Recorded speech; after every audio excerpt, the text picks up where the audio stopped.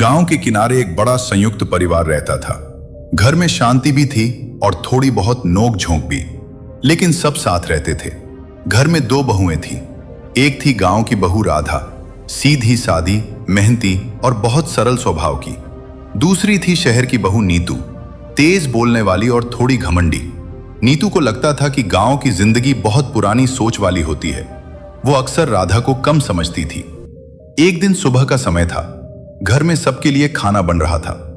राधा आटा गूंद रही थी और नीतू सब्जी बना रही थी। तभी अचानक गैस सिलेंडर खत्म हो जाता है। चूल्हा बंद, आंच खत्म, रसोई में सन्नाटा छा जाता है। नीतू झुंझलाकर बोलती है, ये क्या है? शहर में ऐसा कभी नहीं होता। यहां तो कुछ भी सही नहीं है। घर के बड़े बेटे को भेजा जाता है नया सिलेंडर लाने। वो बाजार जाता है, लेकिन उस दिन पूरे इलाके में गैस की कमी होती है। हर दुकान पर वही जवाब, सिलेंडर खत्म है। धीरे धीरे दोपहर हो जाती है। घर में सबको भूख लगने लगती है। बच्चे रोने लगते हैं। नीतू परेशान होकर बैठ जाती है।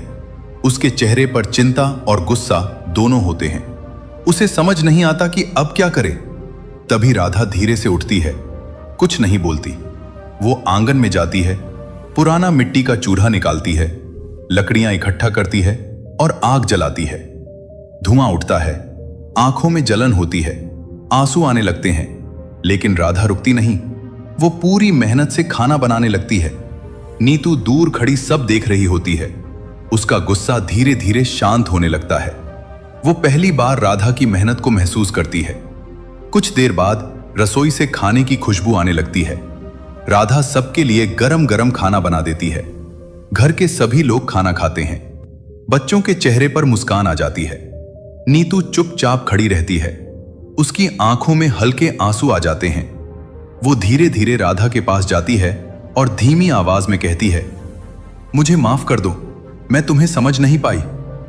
राधा हल्की सी मुस्कान के साथ कहती है, कोई बात नहीं, हम एक परिवार हैं। नीतू भावुक होकर राधा को गले लगा लेती है। उस दिन के बाद नीतू का नजरिया बदल जाता है। वो राधा के साथ मिलकर काम करने लगती है। घर में अब सिर्फ शांति ही नहीं, सच्चा प्यार और अपनापन भी बढ़ जाता है। उस दिन के बाद घर का माहौल बदलने लगा। नीतू अब पहले जैसी नहीं रही। वो सुबह जल्दी उठने लगी, राधा के साथ रसोई में हाथ बटाने लगी। एक दिन फिर से रसोई में खाना बन रहा था और अचानक गैस सिलेंडर फिर से खत्म हो जाता है। इस बार नीतू चौंकती नहीं, गुस्सा भी नहीं करती। वो तुरंत राधा की तरफ देखती है और बिना कुछ बोले खुद ही आंगन में जाकर मिट्टी का चूल्हा निकाल लाती है। राधा उसे देखकर हल्का सा मुस्कुराती है।